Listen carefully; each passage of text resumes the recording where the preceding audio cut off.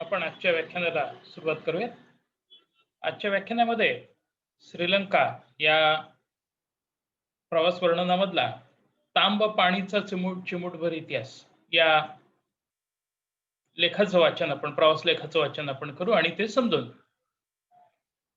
कोणत्याही देशाच्या इतिहासाची पोतळी उघडली की गमती जमतीच अधिक सापडतात.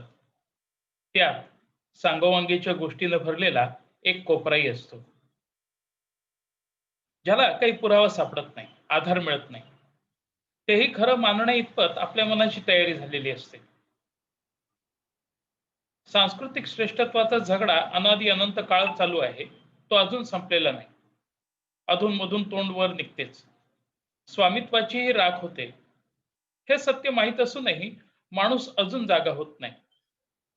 प्रबोधनातून परिवर्तन हा मार्ग खुला असला तरी अडथळे आणि बोगदे सुधारणांचा वारा थोपवण्यासाठी सज्ज असतात. विश्वकोशातील दंतकथांची बाजू भक्कम करण्याचं कार्य काही महाभाग करत असतात. श्रीलंकेतही तसंच काही चालू आहे. जर दंतकथा खऱ्या असतील तर त्यांना सिंहाचे वंशज म्हणून संबोधले जाते.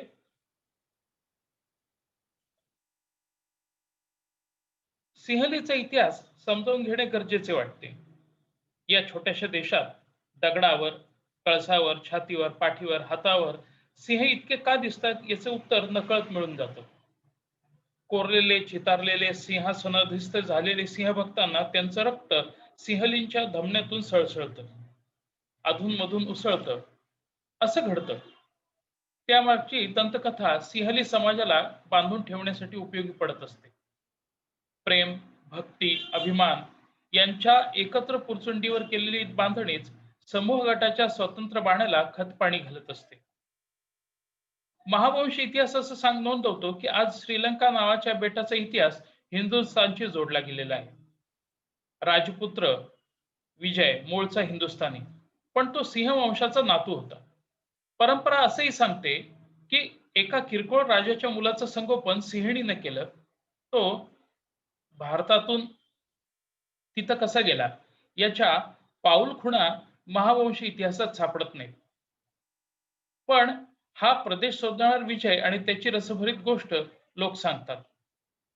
राजपुत्र विजयनं शोधलेल्या या बेटाचं नाव तांबपाणी. तांब्याच्या रंगाच्या वाळूमुळे त्याला हे नाव सुचलं म्हणे.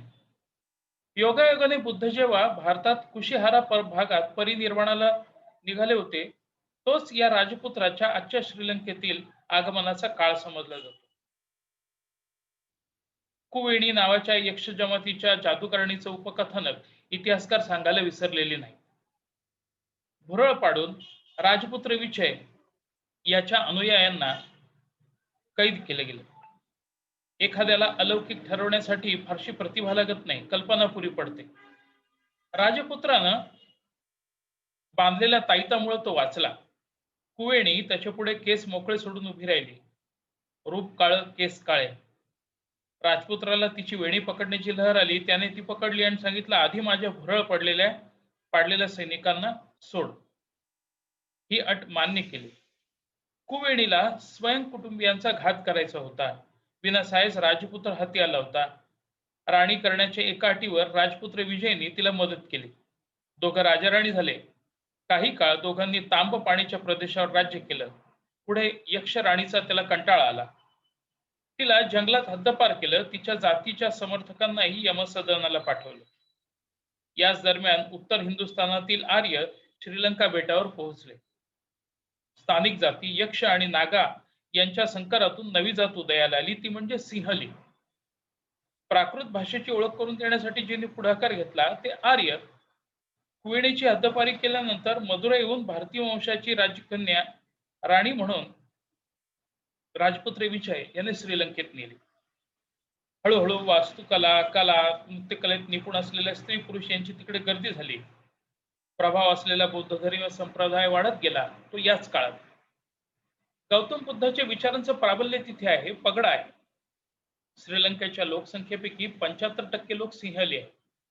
त्यापैकी 70% लोक बुद्धम शरणम गच्छामी ही प्रार्थना म्हणून गौतम बुद्धाच्या तत्वज्ञानावर श्रद्धा ठेवून आहेत.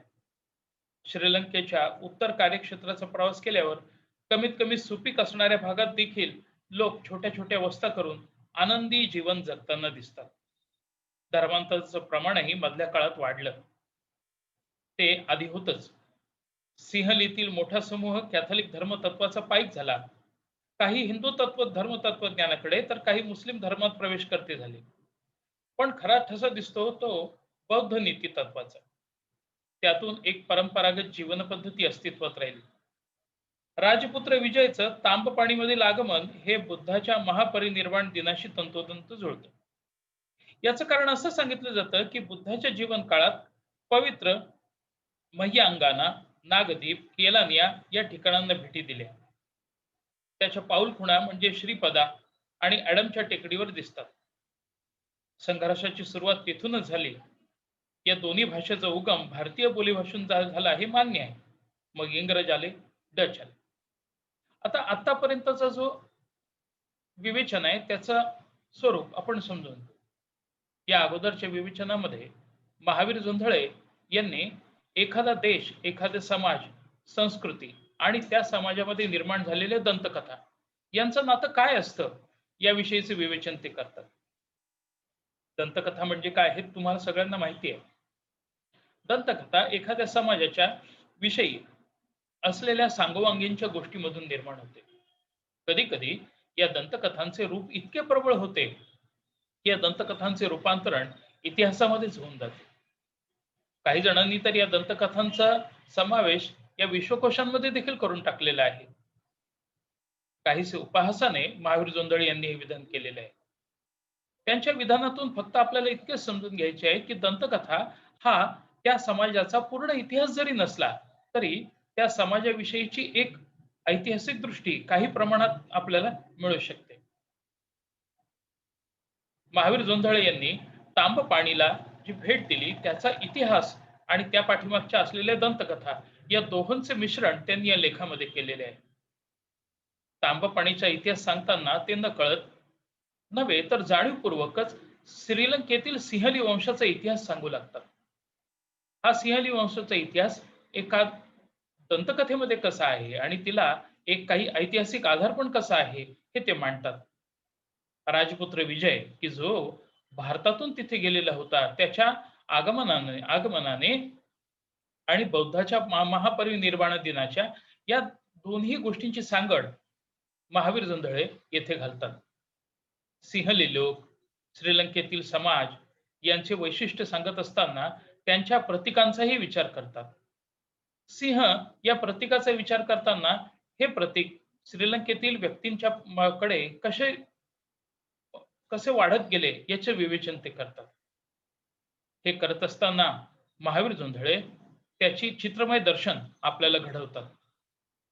या निबंधामधल्या या पहिल्या टप्प्यावरती आपल्याला श्रीलंकेच्या एकूण वांशिक वैशिष्ट्यांविषयी असलेल्या दंतकथाचा आणि तांबपाणी या स्थानाच्या दंतकथेचा आढावा ते घेतात. कोणत्याही ठिकाणांना जे काही नाव पडते त्या नावापाठीमागे देखील एक विशिष्ट अशी दंतकथा असते. त्यात थोडा इतिहास, थोड्या श्रद्धा, थोड्या समजुती आणि खूप सारे सामाजिक दृष्टिकोन त्यात आढळतात. आणि म्हणून या तांबपाणीचा विचार करताना त्याचा एक जो चिमूटभर इतिहास आणि खूप साऱ्या दंतकथा याचे विवेचन ते करतात. श्रीलंकेची रचना होत असताना तिथे असलेल्या समाज रचनेचाही विचार ते या लेखामध्ये करतात.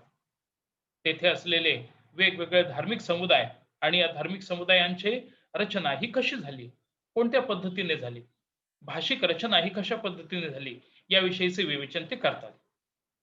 तर येथून पुढे पौर्णिमेच्या दिवशी श्रीलंकेत सुट्टी असते. फुलाचं तबक हातात घेऊन बुद्धाच्या मूर्तीसमोर लोक उभे असतात. पाप पुण्याचं मोजमाप करण्यासाठी तबकातही हसरी फुलं भक्ती परंपरा सांगत असते. पोया म्हणतात अशा दिवसाला. तथागतासमोर तेलाचे छोटे छोटे दिवे लावायचे. प्रकाश म्हणजे ज्ञानाचं प्रतीक. दिव्याबरोबर धूपही जाळायचा. वैयक्तिक भाव व्यक्त करण्याचं माध्यम म्हणजे पूजा अशी सार्वत्रिक भावना आहे. समज आहे. पोयाच्या दिवसात केशरी वस्त्रातील भिक्खू बौद्ध धर्मीयांना शपथ देतात. हिंसा करायची नाही, खोटं बोलायचं नाही, अनैतिक संबंध ठेवायचे नाहीत. दारू प्यायची नाही, पण शपथ आता पाळली जातेच असं नाही. मुक्त व्यापारी मतलबी वाऱ्यात मिसळल्यानं नको ते घडतं. शपथ शपथच राहते. बदलती जगरहाटी परंपरेला छेद देऊन रुजताना दिसते. तरीही पोया म्हणजे पौर्णिमेचं महत्व अजूनही तेवढंच आहे. पहाटे पहाटे मंदिरात पोयाचा दिवस सुरू होतो. तो तिन्ही सांजेपर्यंत. मंत्रोच्चारण, प्रवचन, ध्यान वर्गाचा त्यात समावेश असतो. विविध धर्माचं तत्वज्ञान ऐकण्याची त्यांची पद्धत आहे. आपलं तेवढंच कवटाळून बसणं त्यांना पसंत नाही. गुणग्राहकता वाढावी, रुजावी यासाठी पोयाच्या दिवसात खास प्रयत्न केले जातात. नीती नियमांचं पालन करण्यासाठी, दयाबुद्धी वाढावी म्हणून प्रेरणा मागतात गौतम बुद्धाकडे. बौद्ध धर्मीय पूजाविधीवर महायान संप्रदाय आणि हिंदू परंपरेचा प्रभाव अधिक जाणवतो. प्रतिमांच्या सानिध्यात बसून दुःखमुक्त होण्याची संकल्पना ते मनोमत मानतात. महायान बोधिसत्वाच्या प्रणालीखाली बौद्ध धर्म वर्धिष्णू झाला. अवर्षणाच्या वेळी, कौटुंबिक अडचणीच्या वेळी, अगदी परीक्षेच्या वेळी सुद्धा इतर देवांनाही हात जोडले जातात. कातरगामा कॅन्टीतील देव अधिक गणले जातात, पूजले जातात. विष्णू, कातरगामी, पट्टिणी आणि नाथ हे सर्वसामान्य देवता आहेत. जगाचा पसारा सांभाळण्याची जबाबदारी नाथावर आहे. हिंदूचा रक्षणकर्ता म्हणून विष्णू. श्रीलंका बेटावर त्याचे संबोधन आहे रक्षक. कातरगामा ही देवता युद्धमाता आहे आणि पट्टिणी ही आरोग्य देवता आहे. अशा पद्धतीची मजेशीर खातेवाटप तिकडे आहे. म्हणजे सर्वांना सर्वांची गरज वाटावी. धार्मिक विश्वास आणि बौद्ध धर्म हे मोठ्या प्रमाणावर सिंहलींना एकत्र बांधणारे धागे आहेत. हे धागे तोडून विस्कळीत करण्याचं काम काही समाज विभाजक करतात, दिसतात. जातीय तणाव वाढवण्यासाठी, सामाजिक भिन्नत्वावर कुरघोडी करण्यासाठी, आर्थिक विषमता दाखवण्यासाठी सिंह हा आपला पूर्वज होता असे मानणारा एक वर्ग आहे. ही दंतकथा नाकारून आपण मूळचे आर्य अशी खात्री देणारा सिंहलीतील एक गट आहे. नावावरून समूहाची वर्गवारी होते. सिंहली नावे म्हणजे जयवर्धने, सेना नायके, भंडार नायके ही तमिळ किंवा मुस्लिम नावाशी साधर्म्य दाखवतात. पोर्तुगीजांचं आगमन झालं आणि सिंहलींनी सिल्वा, फर्नांडो, परेरा ही नावंही आत्मसात केली. आता इथपर्यंतचे विवेचन आपण समजून घेऊयात.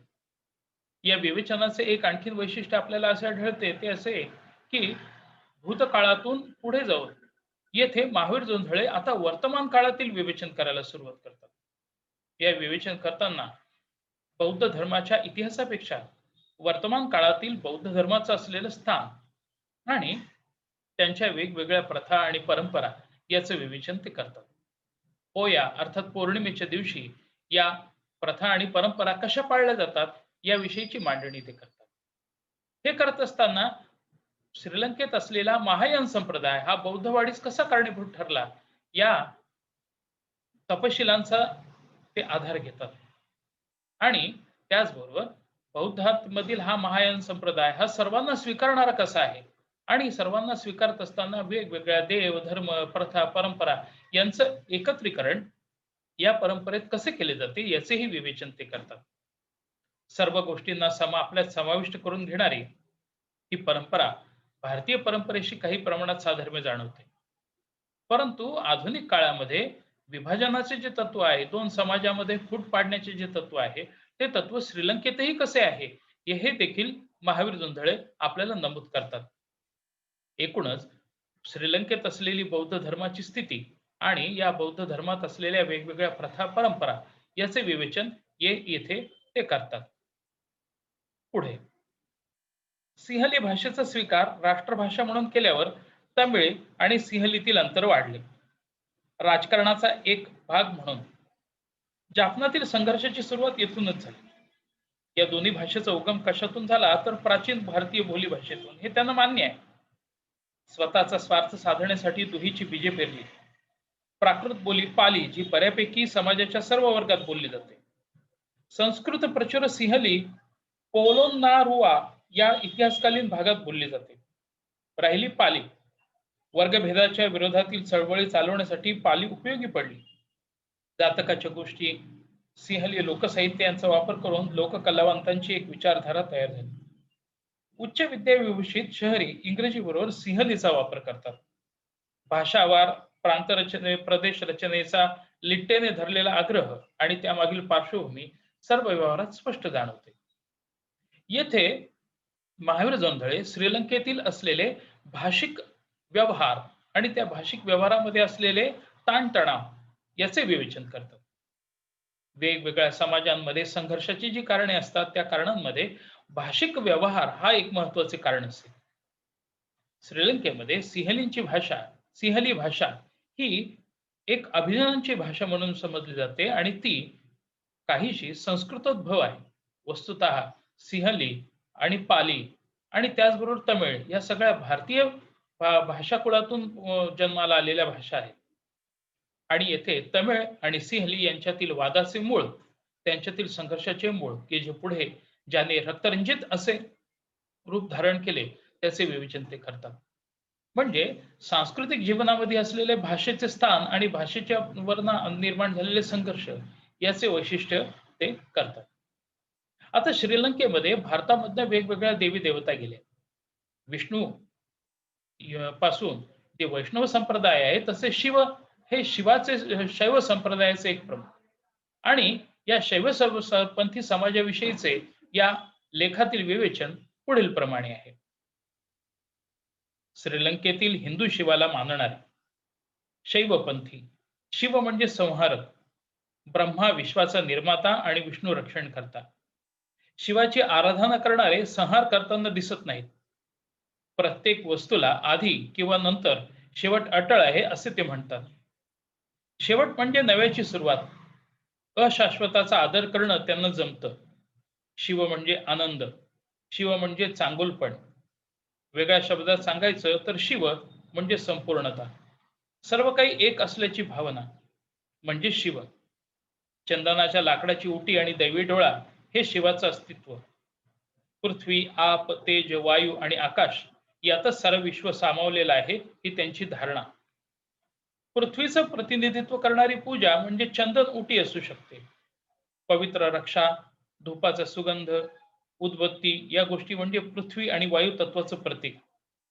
5 फळांची कोशिंबीर, दूध, गंध आणि नारळ पाणी मिसळून पूजा करताना श्रीलंकन शैव समाज दिसतो.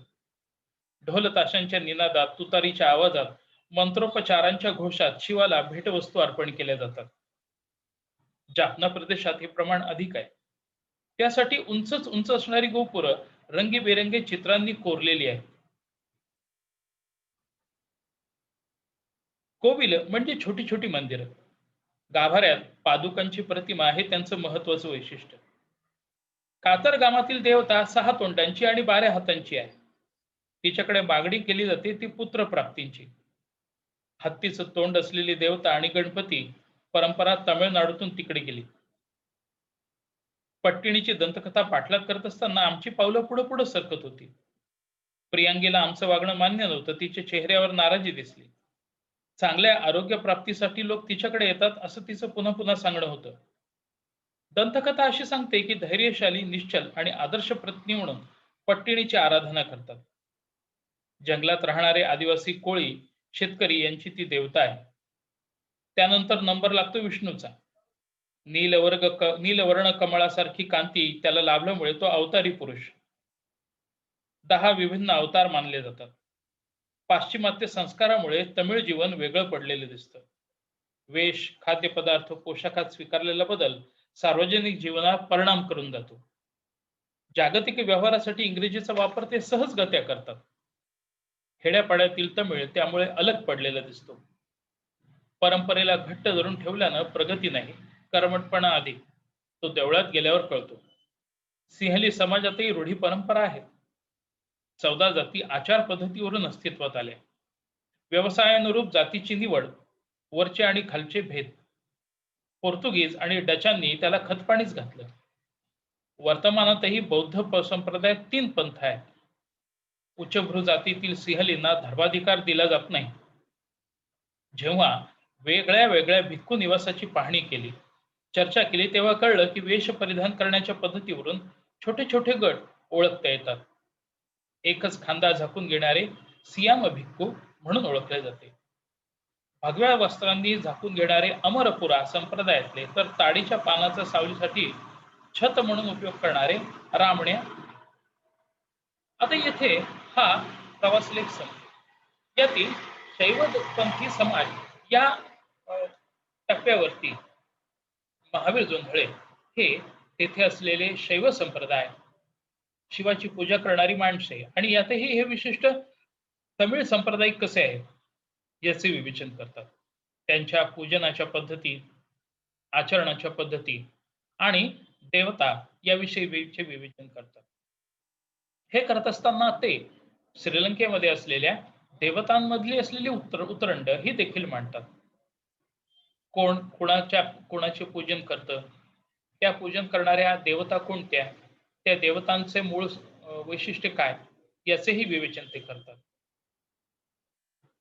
श्रीलंकेमध्ये असलेली वर्गरचना याचेही वैशिष्ट्य ते मांडतात. श्रीलंकेमध्ये भारता इतक्या जाती जरी नसल्या तरी जाती रचना तिथे अस्तित्वात आहे हे ते न चुकता नमूद करतात. माणसांची ओळख ही जशी जातीवरनं व्यवसायावरनं आहे तशी ती त्यांच्या पोशाख परिधान करण्यावरनं देखील आहे याचे विवेचन ते करतात. एकूणच या प्रवास लेखामध्ये श्रीलंकेमध्ये असलेल्या दंतकथांमधील वैशिष्ट्यांचा आधार तर ते घेतातच, पण या आधार घेत असताना तांबपाणी हे निमित्त मात्र ठरून श्रीलंकेच्या सांस्कृतिक वैशिष्ट्याविषयीच्या विवेचनाला अधिक महत्त्व मिळते. तेथील भाषिक रचना, तेथील सांस्कृतिक वैशिष्ट्ये, या सांस्कृतिक वैशिष्ट्यांवरनं असलेले भेदाभेद, त्यामध्ये असलेले साम्य, त्यामध्ये असलेल्या प्रथा, परंपरा याविषयीचे विवेचन करणारा हा श्रीलंकेविषयीचा नाद अंतरीचा या संग्रहातील एक महत्त्वपूर्ण असा लेख आहे.